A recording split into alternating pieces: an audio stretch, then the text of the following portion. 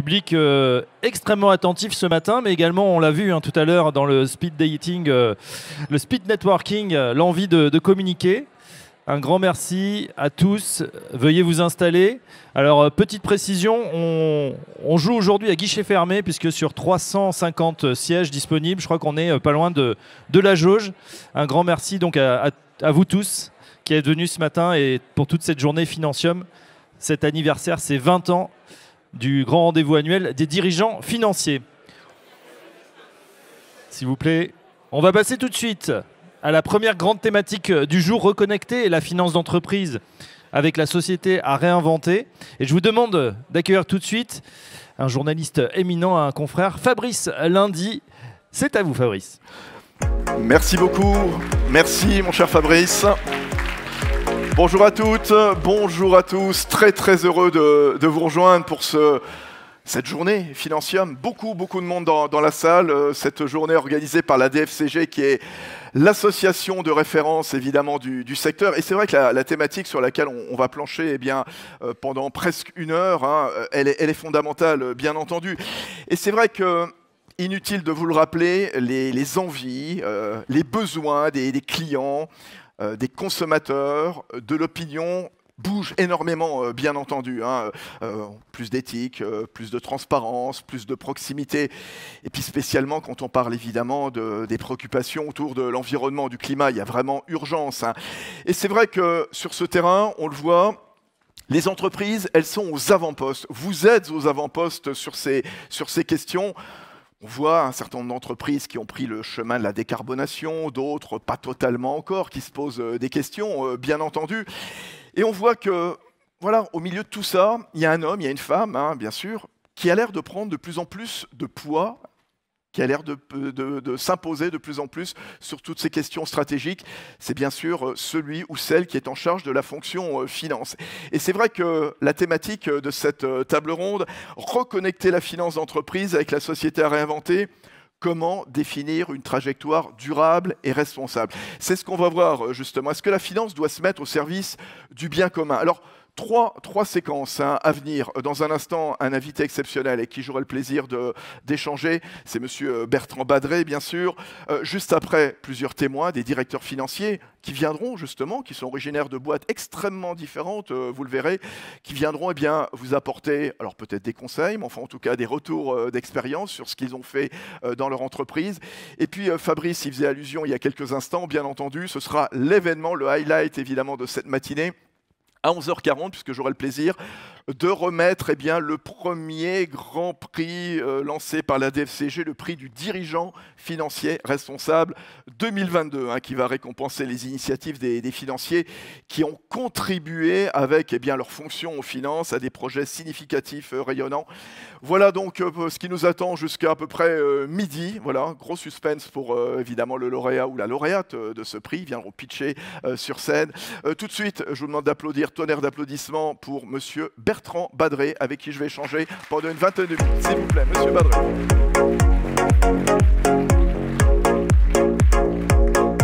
Bonjour, soyez le bienvenu.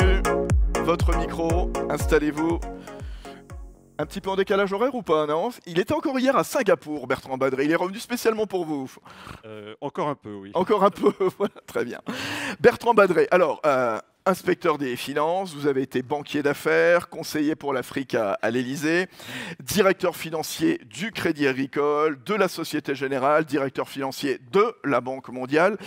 Et puis, en 2017, il y a 5 ans, donc, vous avez créé votre fonds d'investissement impact Blue Like and Orange Sustainable Capital. Déjà, quand on parle de fonds à impact, qu'est-ce que ça recouvre, Bertrand Badré? Alors, quand on a commencé à réfléchir à ça il y a 5 ans, la source de Blue Like an Orange, en fait, c'est les réflexions que j'ai menées après mon passage à la Banque mondiale et après mon passage comme directeur financier, je me sens en famille ici, pendant toute la crise financière. Et c'était 10 années qui ont été menées un peu sur les chapeaux de roue. Et je me suis posé pendant quelques mois, et notamment sur le conseil d'Olivier Blanchard, qui était l'économiste en chef du FMI. Il me dit, dans la vie, il faut parfois faire des pauses, réfléchir à ce que tu as vécu et essayer d'en tirer des leçons. Et c'est là que j'ai fait ce livre au titre volontairement provocateur, Can Finance Save the World? Alors peut-être que dans la salle, les gens en majorité pensent que la finance peut sauver le monde. Dans la rue, non. Donc, elle est même tensée, même. Hein. En général, les gens me disent si déjà la finance pouvait arrêter de ruiner la planète, ce serait bien. La sauver, non. Passons. Et effectivement, un certain nombre de personnes m'ont dit c'est super que tu écrives des bouquins. Et comme on dit aux États-Unis, why don't you walk the talk? Et donc c'est à ce moment-là que j'ai poussé la réflexion un peu plus loin. En 2015, on s'était engagé sur le climat. En 2015, on s'était engagé sur le développement durable. Et la conviction que je m'étais forgée à l'époque, elle était double. D'abord, c'était très bien de se mettre d'accord sur des objectifs. Et il fallait vraiment, pardonnez-moi d'être vulgaire, être un salopard pour refuser d'éradiquer la pauvreté ou de favoriser l'accès à l'eau potable à toute la planète. Donc s'engager sur les objectifs, c'était assez simple. On ne s'était pas vraiment mis d'accord sur comment on allait y arriver et combien ça allait coûter. Mais c'était peut-être le prix à payer pour passer l'obstacle. Donc la planète s'est engagée sur ses objectifs. Donc ma première réflexion, c'était mais comment on fait? Et ma deuxième réflexion, c'était ces objectifs, donc la bataille du climat, la bataille de la nature, la bataille de l'égalité homme-femme, toutes ces batailles qui normalement nous engagent aujourd'hui, elles ne seront pas gagnées ou perdues à Washington, à Bruxelles ou à Paris, ou en tout cas pas seulement, elles seront gagnées ou perdues à Bogota, à Lagos ou à Delhi.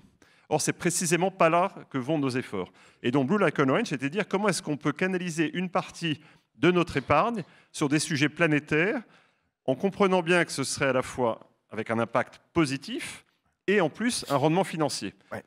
Donc, à l'époque, l'impact, c'était encore un peu le Far West, la définition de l'impact. Alors, depuis ce qui s'est passé, l'Europe a dedans, justement. Voilà. L'Europe aujourd'hui a défini l'impact.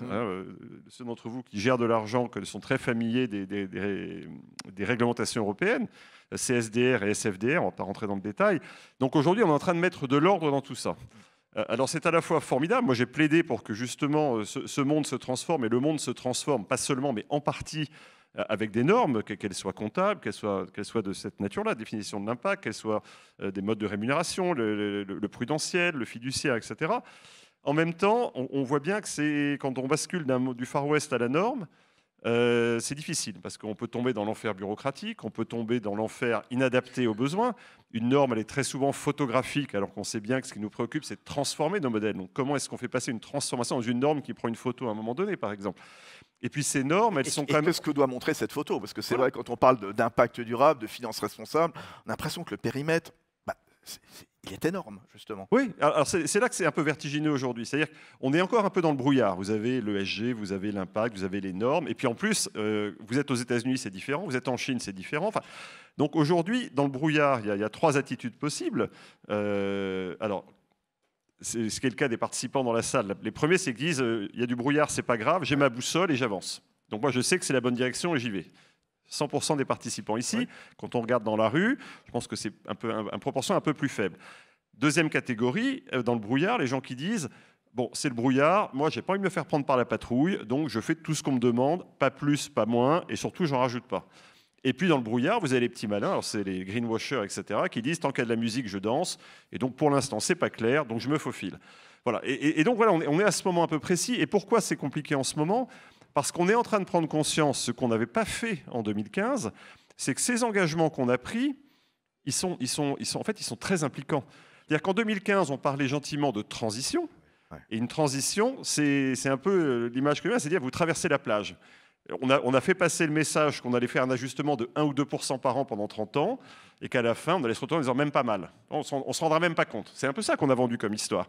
Et pareil sur le plan financier. On a dit il y a 250 000 milliards d'actifs financiers sur la planète. Bah, finalement, on a besoin de 5 000 milliards par an. 5 000 milliards, c'est rien. Mais tous ceux qui gèrent de l'argent, il y en a dans cette pièce, savent bien qu'on ne réalloue pas comme ça. Et donc, l'idée que ça serait indolore était en fait sympathique. Et aujourd'hui, on se rend compte, non seulement on ne l'a pas fait, on a dévié par rapport à la trajectoire, et qu'en plus, c'est plus une transition, c'est une transformation de nos modes de production, de nos modes de consommation, de nos modes de financement. Un modèle économique peut-être différent, bien sûr. Et donc c'est pour ça que ça se crispe aujourd'hui, parce qu'on se rend compte que, pour reprendre le titre de mon bouquin, c'est sérieux. C'est pas juste un truc dont on ne se rendra pas compte. Voulons-nous sérieusement changer le monde? Voilà, c'était votre dernier livre. Oui, comment vous, par exemple, on va revenir après, on va se poser cette question, est-ce qu'on va vers un capitalisme à visage humain? C'est pour ça qu'on en a pas. Vous êtes venu ce matin avec nous, Bertrand Badré, mais concrètement, dans votre fonds que vous avez créé il y a 5 ans, comment est-ce que vous choisissez vos projets et quelles sont déjà les réalisations que vous avez pu mener? Alors, je dis souvent que j'ai 2 jobs, pour parler franglais. Le job de jour, c'est de faire avec le système tel qu'il est aujourd'hui. Donc, le fonds d'investissement, c'est un fonds d'investissement normal, avec un prospectus normal, des objectifs normaux, etc. Et donc, ce fonds est adapté aux obligations fiduciaires des gens qui gèrent l'argent. C'est-à-dire qu'on a une double haie à passer, une haie financière. Quand on investit dans Blue Lagoon Orange, souvent les gens disent « tu fais de l'humanitaire ». Je dis « non, je ne fais pas de l'humanitaire, je fais du business ». Et donc, vous êtes rémunéré du risque que vous prenez. Et vous êtes obligé aujourd'hui. Et tout ça, on va le rappeler, évidemment, n'est pas incompatible. Non, non. Bien sûr. On continue à faire du business, on continue Voilà. à gagner de l'argent, mais on essaie d'être utile. Donc il faut passer les 2 haies. Il faut passer la haie financière et la haie de l'impact. Ça, c'est dans le système d'aujourd'hui. Le système d'aujourd'hui, en réalité, il est neutre. Il ne vous empêche pas de faire du bien, mais il ne vous empêche pas de faire du mal non plus. Mais il donne pas, il n'y a pas de récompense. Comme m'a dit un investisseur, je prends ta performance financière et l'impact, tu me le donnes gratuitement. Aujourd'hui, en réalité, l'impact, il a une valeur émotionnelle, il a une valeur peut-être en termes de RSE, il a une valeur tout ce qu'on veut. Mais il n'a pas de valeur au sens du modèle dans lequel on vit aujourd'hui. Et c'est pour ça que j'ai mon job de nuit, et c'est pour ça que je suis de nuit ou de jour comme aujourd'hui, où je dis, si on faisait bouger un peu le système, là, pour le coup, l'impact pourrait rentrer en jeu. Là, pour le coup, alors ce n'est pas seulement le prix du carbone, ça sera demain tout ce qui est valorisation du capital humain, du capital environnemental, du capital social. Enfin, c'est la transformation. Il y a la nécessité de mettre en place une grille quelque part, une grille de lecture, clairement. Bah pour moi, c'est même plus qu'une grille de lecture. Alors là aussi, c'est pas une écharpe rouge mais orange, mais c'est l'idée, on en parlait en aparté avant de venir, je pense qu'on est face à un défi qui est colossal, qui est celui de répondre enfin à la question de quelle économie voulons-nous construire au XXIe siècle. Ça, cette question, on l'a un peu évitée pour l'instant. Et sur la base de l'économie qu'on veut construire, de quelles finances a-t-on besoin? Et la conviction que je me suis forgée depuis une dizaine d'années maintenant, c'est que l'operating system de nos modèles. Enfin, comme je dis souvent, vous êtes directeur financier, pendant 2 mois et 29 jours, vous pouvez faire un peu ce que vous voulez, mais le 30e jour, les normes IFRS vous ramènent sur Terre. Vous rendez compte. Voilà, il faut rendre compte. Et donc, tant qu'on ne touche pas à ça, l'élastique vous ramène. Et on voit bien que le système d'aujourd'hui, je vais être hyper simpliste, il prend ses racines il y a 50 ans, c'est la formule fameuse de Milton Friedman dans l'article du New York Times du 13 septembre 1970. Je rappelle le contexte, à l'époque, General Motors, qui était la première entreprise américaine, vous vous rappelez, on disait General Motors, ce qui est bon pour General Motors, c'est bon pour l'Amérique, ce qui est bon pour l'Amérique est bon pour General Motors.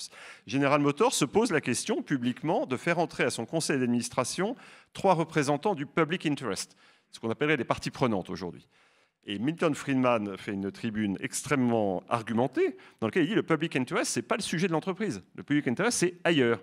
Et donc, si vous faites ça, ce serait du socialisme chimiquement pur. Pure unadulterated socialism. Ce que aux États-Unis était un très très gros mot en 1970. Et donc, l'objet social de l'entreprise, c'est de maximiser le profit. Et c'est ça qu'on nous a appris à l'école. La maximisation du profit, ça veut dire quoi? Ça veut dire que le profit devient la fin en soi. Ça ne nous empêche pas de faire autre chose, mais le moteur, c'est celui-là. Et aujourd'hui, on voit bien que ce moteur, il bute sur un certain nombre de limites, y compris des limites planétaires et des limites sociales.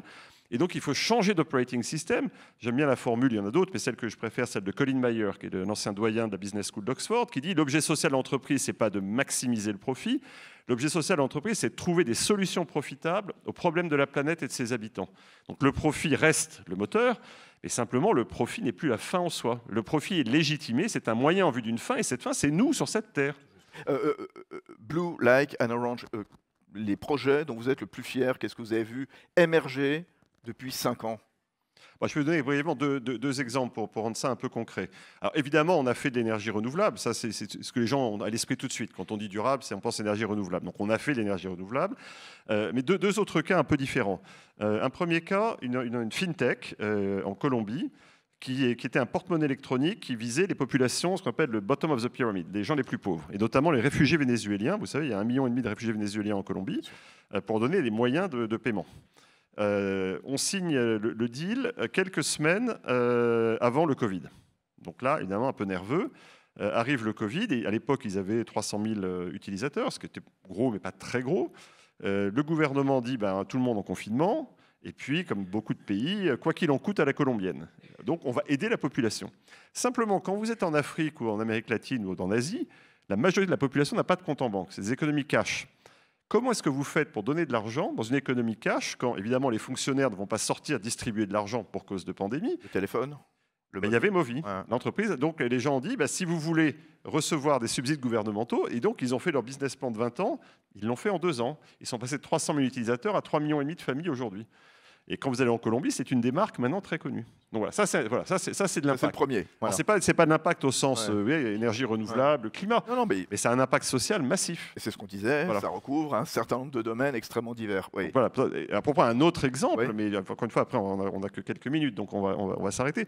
Au Mexique, on a investi aux côtés d'un jeune entrepreneur mexicain, MBA américain, qui rentre au pays et qui dit « Moi, j'ai envie de réussir et de transformer mon pays ». Premier défi de santé publique du Mexique, le diabète. 25% de la population a le diabète ou est en risque. Dans nos pays, c'est plutôt 10%. C'est le record du monde. Je dis souvent, c'est des pays où le Coca-Cola est moins cher que l'eau. Il dit que le problème du diabète, c'est pas de trouver le remède miracle, c'est pas le remède, c'est l'accès aux soins. Et aujourd'hui, quand vous prenez rendez-vous, c'est 6 mois, on fait un premier rendez-vous, il faut revenir, vous reprenez 6 mois pour le deuxième, en gros, ça ne marche pas. Donc il dit, et puis ça coûte cher. Donc il dit, ben voilà, on va créer les cliniques du sucre, Clínicas del Azúcar, dans les endroits où les gens passent, les centres commerciaux, les malls, les arcades, enfin tous les endroits où il y a des gens qui passent. Et ça ressemble à un magasin de bonbons. Hein. C'est Clínicas del Azúcar, c'est rose sur rose. Hein. Vous croyez que c'est un magasin Haribo. Celui que j'ai visité, il était près d'un McDonald's. Donc là, vous sortez directement du producteur au consommateur. Et dans la clinique du sucre, vous avez 100 rendez-vous en 1h30 au même endroit, l'infirmière, le médecin, l'ophtalmo, le psy, le nutritionniste, l'insuline, la pharmacie, etc. Et en 1h30 sans rendez-vous avec des tarifs qui sont très, très serrés, un rapport de 1 à 10 entre le coût normal et avec abonnement, ben vous avez ça. Ouais. Et ben là aussi, il en a une cinquantaine. Ouais. Il y a plusieurs dizaines de milliers de personnes qui sont rentrées dedans et maintenant, il était très fier parce qu'il nous appelait la semaine dernière en disant le Texas m'a demandé de faire ça au Texas. Alors vous imaginez, un Mexicain, le Texas appelle, qui donne la leçon aux Américains. Donc vous voyez, je veux dire l'impact, il y a plusieurs formes d'impact. Le capitalisme à visage humain, ça peut être l'accès à la finance, ça peut être l'accès à la santé, j'ai des exemples dans l'éducation, l'agriculture, etc. Et ce que vous dites dans votre dernier livre, il faut changer de modèle financier, passer du diktat du court terme à une stratégie de long terme. C'est le bon timing aujourd'hui, Bertrand Badret, de le faire ? Il n'y a pas de bon ou de mauvais timing. À chaque fois qu'on retarde le moment, c'est de plus en plus... Est-ce que les esprits sont prêts ? On est encore dans le brouillard. C'est-à-dire qu'aujourd'hui, vous avez une pression des nouvelles générations. Je dis souvent qu'un des principaux moteurs du changement, c'est le dîner familial du dimanche soir. Bien. Quand vos enfants ouvrent le tribunal et disent « Papa, maman, alors ta boîte, vraiment, it sucks. Hein, ça ne va pas du tout. » Donc le lendemain, au comité exécutif, vous dites « Je me suis encore fait insulter par mes enfants. Qu'est-ce qu'on fait ?» Donc voilà, on a eu une crise sanitaire, on a une crise politique avec la guerre en Ukraine, on a une crise économique, une crise sociale. Enfin, on voit bien, on est tous quand même, on n'est pas aveugles, on sent bien que ça craque un peu de partout en ce moment. Et donc si on n'est pas capable, à ce moment-là de notre histoire collective, de prendre une nouvelle direction, j'aime bien prendre l'exemple des années 30, c'est la dernière très grande catastrophe. C'est horrible d'ailleurs de passer de 1929 à 1945, il faut juste qu'on ne revive pas cette séquence. Les deux instruments de mesure de notre réalité économique aujourd'hui datent de cette période. C'est très intéressant. Quand Keynes écrit sa théorie générale, il n'y avait pas de PNB. Ça s'appelait les dépenses gouvernementales. Enfin, la comptabilité nationale telle qu'on la connaît aujourd'hui, elle émerge de la crise des années 30. C'est tout le raisonnement macroéconomique, c'est Kuznets en particulier, l'INSEE en France. Et donc le PNB, dont on connaît toutes les limites aujourd'hui, il émerge à cette période. Sarkozy, en 2008, après la crise financière, avait d'ailleurs convoqué une commission avec Joe Stiglitz, Amartya Sen et Jean-Paul Fitoussi, qui s'appelait Mismeasuring Our Lives. Nous mesurons mal nos vies. Puis en fait, le rapport n'a rien donné. Mais c'était une très bonne intuition.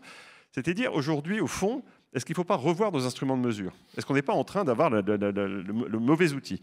Et de manière intéressante, la comptabilité privée date aussi de ce moment-là. C'est la comptabilité en partie double, ça date du 15e siècle. Mais tel qu'on la conçoit aujourd'hui, Roosevelt, dans le New Deal, crée la SEC, l'autorité de marché américaine, en 1934. Il nomme comme premier patron de la SEC Joe Kennedy. Joe Kennedy, c'est le papa de tous les Kennedy. Joe Kennedy, c'était quand même un mec qui avait quand même navigué dans des eaux assez troubles, mais c'est comme Vidocq en France, on préfère nommer un mec comme ça pour s'occuper de réglementer, on sait, il est bon. Une des premières décisions de Joe Kennedy, c'est de dire, mais regardez les normes comptables, chacun fait sa tambouille comme il veut. Donc si on veut remettre les marchés d'équerre, US GAAP. Et d'une certaine manière, c'est ce qui aboutit aux IFRS, etc. aujourd'hui, à l'harmonisation comptable. Donc après le choc des années 1929, on a remis d'équerre notre comptabilité nationale, notre comptabilité privée. Si après une crise financière, une crise sanitaire, une crise politique, une crise sociale, on n'est pas capable de se dire peut-être que nos instruments de mesure ne sont pas complètement adaptés aux défis du XXIe siècle, alors là, je ne sais pas quand on va le faire. Hein. Ouais. Vous revenez de Singapour, je le disais il y a quelques heures, hein, puisque vous y étiez encore hier, Bertrand Badret. Qu'est-ce que vous avez pu observer là-bas? Comment le monde s'organise-t-il, se profile-t-il? Est-ce qu'il y a un gap entre certaines régions du monde sur ce terrain justement du capitalisme à visage humain, sur ces enjeux RSE dont les entreprises doivent s'emparer? Alors en fait, je disais tout à l'heure qu'il y avait un operating system à revoir, qui était l'operating system de notre modèle d'entreprise, notre modèle capitaliste. Il y a un deuxième operating system à revoir, c'est celui du fonctionnement de la planète. On voit bien que il y avait le G20 en même temps, qui était de l'autre côté du détroit d'ailleurs, en Indonésie, qui n'a pas donné grand-chose. On avait la COP en même temps. Enfin, on voit bien que toutes ces grandes réunions, on prend acte des désaccords, on ne se tape pas dessus, mais en gros, il n'y a pas beaucoup de progrès. J'ai pris conscience cet été d'une erreur de perspective.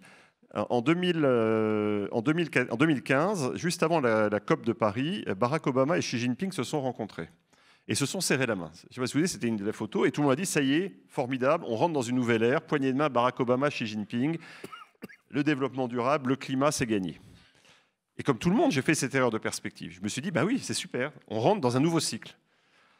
Mais en fait, c'était une erreur de perspective. Ce n'était pas un nouveau cycle, c'était la fin du cycle précédent. C'était la fin de l'histoire. C'était la fin de la chute du mur de Berlin. Après, il y a eu Trump, il y a eu le Brexit, etc. Et on est toujours dedans. Et on n'a pas retrouvé la manière de travailler ensemble. Donc, pour faire face aux défis de notre planète, il faut aussi un système planétaire. Et ce qui m'a frappé, c'était la première fois que je retourne en Asie depuis le Covid, on en parle, on le sent bien, mais on voit bien que la planète se fragmente. On voit bien que les plaques s'éloignent les unes des autres. On voit bien qu'après le régime de l'hyperpuissance américaine, pour reprendre le mot de Hubert Védrine, dans un monde où les pôles s'affirment, l'Asie du Sud-Est, c'est compliqué entre la Chine et les États-Unis.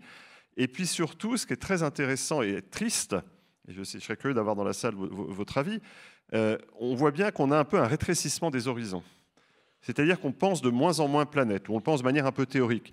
Mais la réalité, c'est qu'on est tellement accablé par ce qui nous arrive, il y a tellement de sujets en France même, ou aux États-Unis, ou en Belgique, ou en Allemagne, ou à Singapour, voilà, etc., que finalement, on se dit, les défis, c'est déjà, moi, la crise planétaire mondiale, je ne sais pas, les réfugiés, je ne sais pas, le cyber, je ne sais pas.